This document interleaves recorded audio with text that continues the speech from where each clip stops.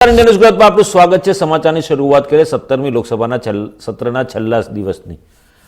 દેશની 17મી લોકસભાના સત્રના છેલ્લા દિવસે સ્પષ્ટ થઈ ગયું છે કે સત્તાધારી ભાજપ લોકસભા ચૂંટણીમાં રામનું નામ અને મોદીનું કામ સાથે મેદાનમાં ઉતરશે। આ લોકસભાના છેલ્લા સત્રમાં જે રીતે ચર્ચાઓ થઈ અને જે દરખાસ્તો લાવવામાં આવી તેમાં સરકારે તેનું 5 વર્ષનું રિપોર્ટ કાર્ડ આપવાનો પ્રયાસ કર્યો અને ભવિષ્યનું સ્વપ્ન પણ બતાવ્યું અને ફરી પાછા આવવાની આશા વ્યક્ત કરી। આ લોકસભામાં ભાજપે તેના મોટા ચૂંટણી વચનો પૂરા કર્યા અને સત્રના છેલ્લા દિવસે તેના વચનો પૂર્ણ કર્યા હોવાનો ઉલ્લેખ કરીને સંદેશ આપવાનો પ્રયાસ કર્યો। જે પહેલા ભાજપ વચનોની વાતો કરતી હતી, હવે તેને મોદીની ગેરંટી કહેવામાં આવી રહી છે। 17મી લોકસભામાં પણ ભાજપના વચનથી લઈને મોદીની ગેરંટી સુધીની સફર જોવા મળી હતી। 17મી લોકસભાના છેલ્લા સત્રમાં રાષ્ટ્રપતિના અભિભાષણ પર ચર્ચામાં સરકારે તેનું રિપોર્ટ કાર્ડ આપ્યું હતું। 5 વર્ષના કામ ગણ્યા અને રાજકીય વિરોધીઓ પર પણ પ્રહારો કર્યા। એક રીતે જોઈએ તો આખું સત્ર ચૂંટણીનો એજન્ડા સેટ કરી રહ્યું હોય તેવું લાગી રહ્યું હતું।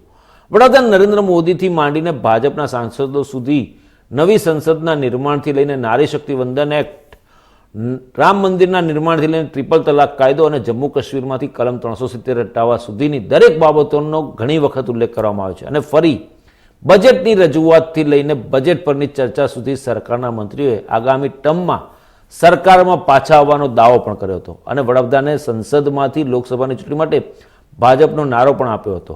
વડાપ્રધાન સહિત તમામ મંત્રીઓએ 17મી લોકસભાના છેલ્લા સત્રનો ઉપયોગ વિપક્ષ કોંગ્રેસ પર નિશાન સાધવા અને યુપીએ શાસન દરમિયાન દેશની ખરાબ સ્થિતિ અને 10 વર્ષના એનડીએ શાસનના દરમિયાનના દેશનો વિકાસ બતાવવા માટે કર્યો હતો। રામ મંદિર નિર્માણને લઈને છેલ્લા દિવસે પ્રસ્તાવ લાવીને દેશને સંદેશો આપ્યો કે મોદીના કામની સાથે સાથે ભાજપના સમગ્ર લોકસભા ચૂંટણી પ્રચારમાં રામ નામનો દબદબો રહેશે।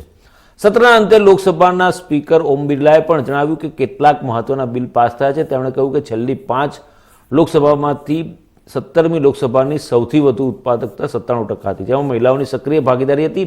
નવા સંસદ ભવનમાં પહેલા જ દિવસે મહિલા અનામત બિલ લાવવામાં આવ્યું હતું। તેમણે કહ્યું કે અમે બ્રિટિશ કાયદાઓનું પાલન કરતા હતા, પરંતુ 17મી લોકસભાએ સ્વતંત્રતા પછી પોતાના કાયદા બનાવ્યા। 5 વર્ષમાં ભારતીય વિચાર અને ભારતીય વિચાર પ્રણાલીને આગળ વધારવા માટે કાયદાઓ પસાર કરાયા।